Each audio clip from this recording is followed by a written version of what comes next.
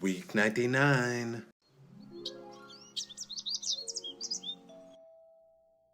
Which is our last main topic. So, Aaron, Mac, please take it away.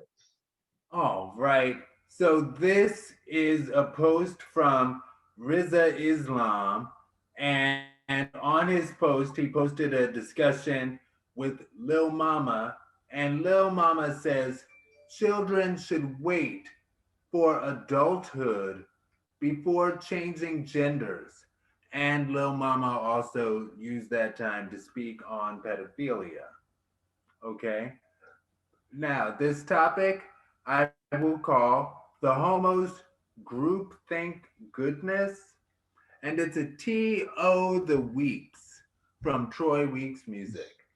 Now, Aaron Mack was a strong writer speaking up for Lil Mama's talent. Her Lip Gloss Be Poppin' song was a hit in his college days, so that is substantial to him, his college clubbing days. Nevertheless, is dissatisfied to see her perspective in this video.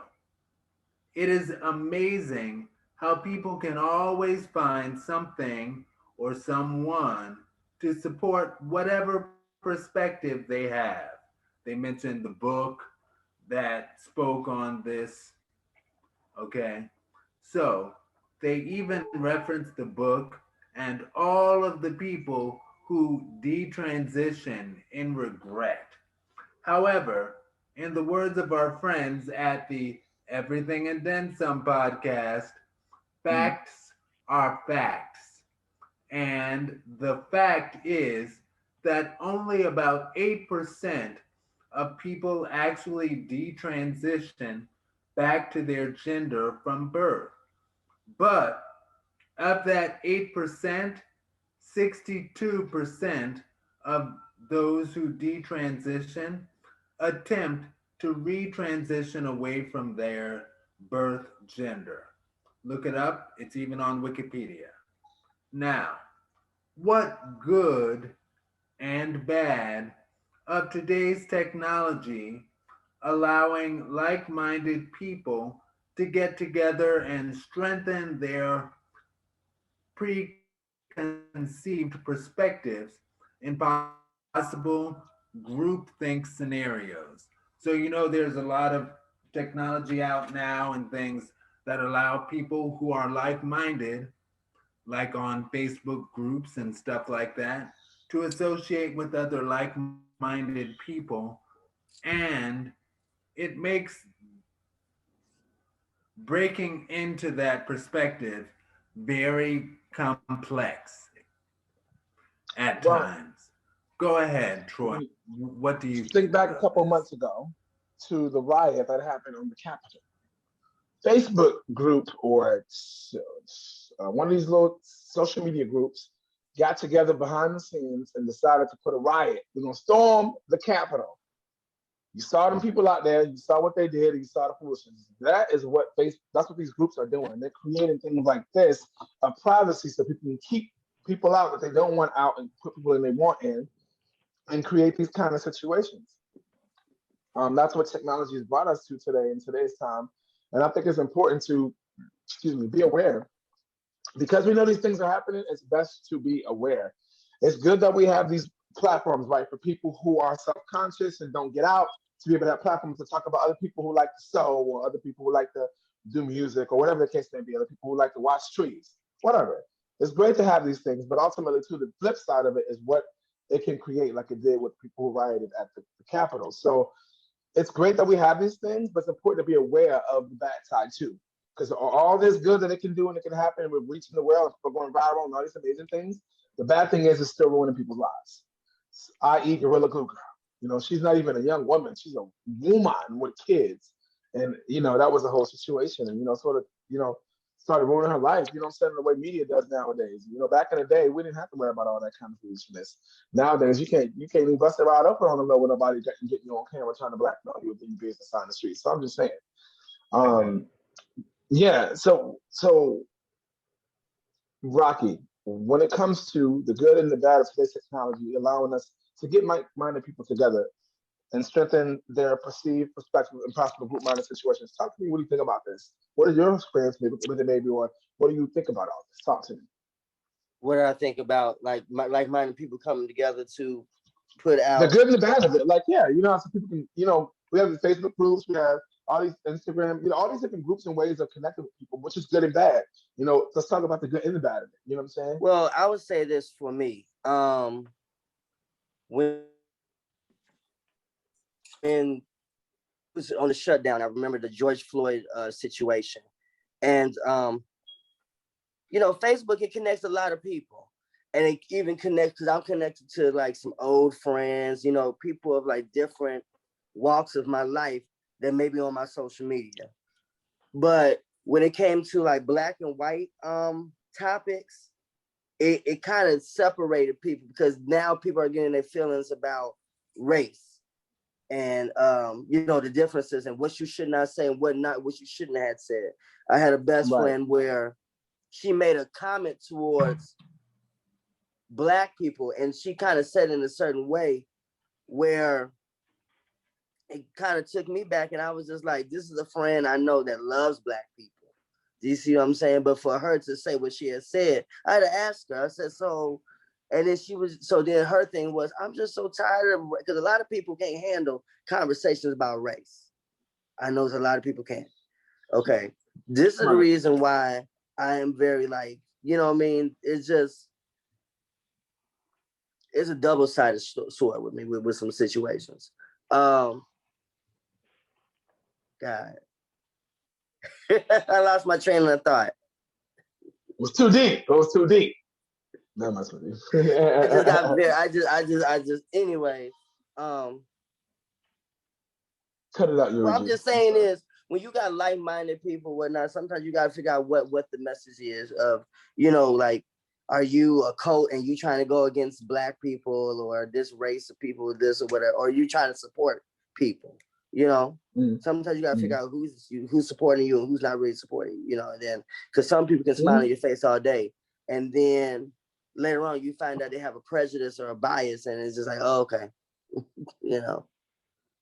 So social media has done that for me, where it has put a couple of friendships on the edge, with based on like some thoughts, especially during that time. So. Did you say thoughts or thoughts? Thoughts. My bad. Oh, okay. It's my accent. Thoughts. That's how I say thoughts. My bad. Okay, I just wanted to make sure we're on the same page. Okay, cool.